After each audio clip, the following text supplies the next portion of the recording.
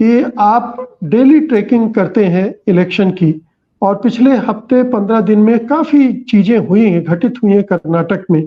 आपको क्या लग रहा है, जब आपने पहले जनमत सर्वेक्षण किया था, ओपिनियन पोल किया था, उसमें जो चीजें निकल कर आई थी, उसमें कोई बदलाव है या यथास्थिति बनी हुई?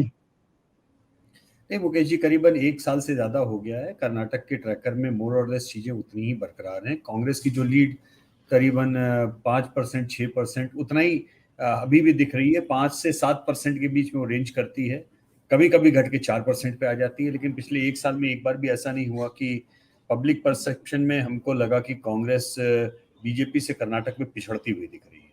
तो ये दोनों ही चीजें हैं। एक तो वोट शेयर की बात है, दूसरी ये भी है कि पब्लिक परसेप्शन में जीत कौन रहा है।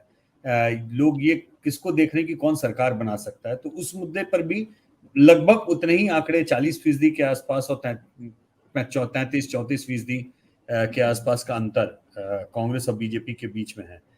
आपको याद होगा कि हिमाचल के केस में जैसे काफी समय तक बीजेपी को वोट शेयर में लीड थी, कांग्रेस को वोट शेयर में लीड थी, लेकिन तभी भी जनता बड़ी तादाद में कह रही थी कि बीजेपी अंत में हो सकता है सरकार बना ले, क्योंकि मुकाबला कांटे का था वहां पर बहुत ज्यादा। लेकिन अंत तक आते आते वो गैप कम होता जा रहा था। जो लोग ऐसे कह रहे थे बीजेपी की सरकार बनाएगी, और वो कम होता जा रहा था अंत में। लेकिन यहाँ कर्नाटक के केस में पब्लिक परसेप्शन ऑफ विनिंग और पब्लिक का अपना पर्सनल वोट, ये दोनों ही बहुत क्लियरली अभी तक दिखा रहा है कि न केवल ज्यादा लोग ये कह रहे हैं कि वो कांग्रेस को वोट देंगे, बल्कि ज्यादा लोग ये मान रहे हैं कि कांग्रेस सरकार बनाएगी।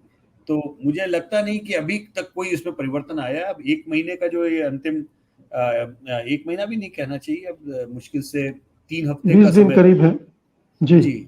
अब इसमें चूंकि जैसा कि आपने बोला कि प्रधानमंत्री नरेंद्र मोदी की जो मीटिंग्स हैं, उनका क्या इम्पैक्ट पड़ेगा वो देखने लायक बात होगी।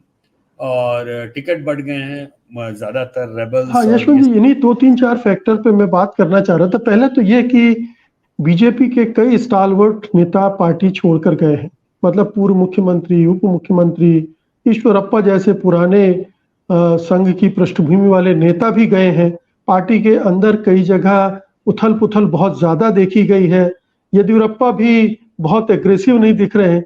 क्या ये चुनाव के पहले इस तरह का माहौल बनना बीजेपी की संभावनाओं को और भी कम करने वाला है, या कांग्रेस के उत्साह निश्चित रूप से बढ़ा होगा? तो क्या कोई चेंज और आ सकता है, इसका असर पड़ सकता है? देखिए, चुनाव में टिकट बंटवारे में उठापटक होना, लोगों का पार्टी क्रॉसओवर करना, कुछ लोगों की नाराजगी होना, ये सब तो चुनावी माहौल का एक हिस्सा होता है।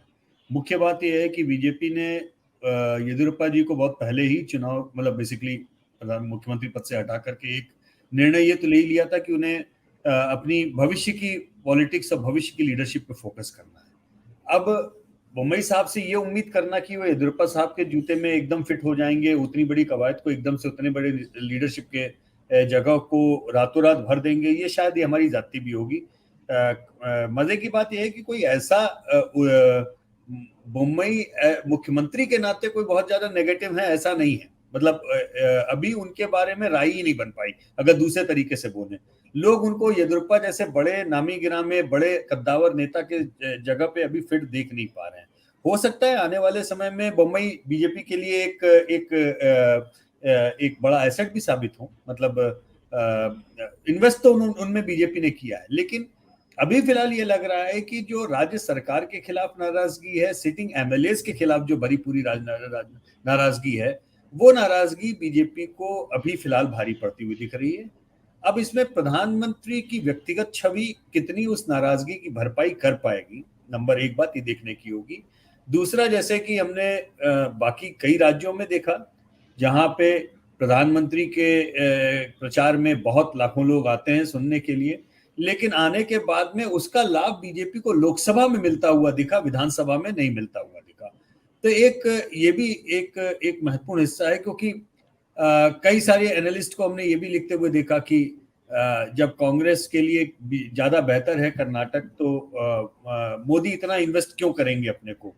तो कभी कभी ये भी लगता है कि इन्वेस्टमेंट इन लोगों का जरूरी नहीं है कि अभी तात्कालिक हो, उतना खुद को इन्वेस्ट करना अगले साल के लिए भी हो सकता है उस लिहाज से। क्योंकि बड़े से बड़े जितने भी क्रिटिक हों नरेंद्र मोदी, अमित शाह या बीजेपी के, कम से कम उन लोगों की मेहनत और जितना एफर्ट वो लोग इलेक्शनियरिंग में डालते हैं, उससे वो क्रेडिट नहीं ले पाते हैं। मतलब उनको इस बात को मानना पड़ता है कि एटलीस्ट ये लोग, आई मीन एटलीस्ट नहीं कहना चाहिए, एक्चुअली में बहुत ज्यादा प्रोएक्टिव पॉलिटिक्स 24/7 ज्यादा ही पॉलिटिक्स करते हैं। बल्कि क्रिटिसिज्म तो ये होता है कि 24/7 ये इलेक्शन के ही मूड में रहते हैं। तो ये देखना होगा, मुझे लगता है कि इंटरेस्टिंग होगा। एक दक्षिणी जो आपका मैसूर रीजन वाला हिस्सा है, वहां की राजनीति थोड़ी इंटरेस्टिंग हो रही है मुकेश जी, क्योंकि वहां पर क्या है कि 2019 में पहली बार बीजेपी जेडीएस को खा गई थी, और जेडीएस अब हमारे सर्वे में वापस आ रहा है उसमें, लेकिन बीजेपी ने वो मुकाबला छोड़ा नहीं है। अब ये इसलिए क्लासिकल है क्योंकि अगर बीजेपी अच्छा परफॉर्म करती है मैसूर रीजन में, वो तो कांग्रेस के लिए फायदे का सौदा है। मतलब जेडीएस का घटना, बीजेपी का बढ़ना, ये कांग्रेस का फायदा। अब वहां पर कांग्रेस का नुकसान तभी हो सकता है, बीजेपी अपने आप को दक्षिणी मैसूर कर्नाटक या मैसूर रीजन में अपने आप को एक तरह से इलेक्शनियरिंग से विड्रॉ कर ले, पीछे कर ले, और जेडीएस को आगे बढ़े ताकि कांग्रेस की सरकार बनने में दिक्कत आए, एक त्रिशंकु विधानसभा आए। लेकिन हमने ये उल्टा देखा है। मतलब ये हम कयास लगा रहे थे कि शायद जिस तरह से बहुत कयास लगते हैं जेडीएस बीजेपी के बैकरूम डीलिंग की, तो ऐसे में बीजेपी को दरअसल छोड़ देना चाहिए था आसानी से मैसूर रीजन। लेकिन जो टिकट डिस्ट्रीब्यूशन हुआ है, जिसमें जिस तादाद से इस बार वोक्कालिगा कैंडिडेट्स की भरमार बीजेपी ने की है, उससे तो मुकेश जी ये संकेत मिल रहा है कि बीजेपी जैसे मानो ये मान रही है कि बिना वोक्कालिगा की पॉलिटिक्स किए वो कर्नाटक में कभी भी फुल मेजॉरिटी नहीं पाएंगे। हम ये जानते हैं कि कर्नाटक में जब जब भाजपा की सरकार बनी है, उनको लगभग मेजॉरिटी मिली है, लेकिन हमेशा 2, 4, 5, 10 सीटें कम पड़ी, जिसको बाद में ऑपरेशन लोटस के नाम से जिसे कहा जाता है वो पूरा किया गया। उसका कारण सबसे बड़ा यही था कि मैसूर रीजन में उनकी सीटें कम पड़ जाती हैं, क्योंकि वहां पर जेडीएस वर्सेस कांग्रेस की लड़ाई होती रही। लेकिन 19 में जो 26 सीटें बीजेपी ने जीती 28 में से, उसका कारण केवल और केवल वोक्कालिगा सपोर्ट का स्विच ओवर होना था दक्षिण में। और यही वो कारण है जिसमें अब लग रहा है कि बड़ी तादाद में उन्होंने वोक्कालिगा के टिकट दिए हैं। ठीक है, हो सकता है कि इस बार वो नहीं जीतेंगे, हो सकता है कि इस बार बड़ी तादाद में लोग उनके हार जाएं, लेकिन कुछ इसके भी इशारे मिल रहे हैं कि शायद वो एक अल्टरनेटिव लंबी पॉलिटिकल लाइन और आगे की तैयारी के लिए भी शायद कर रहे हो। ऐसा संभावना पूरी रहती है इनके कैलकुलेशन।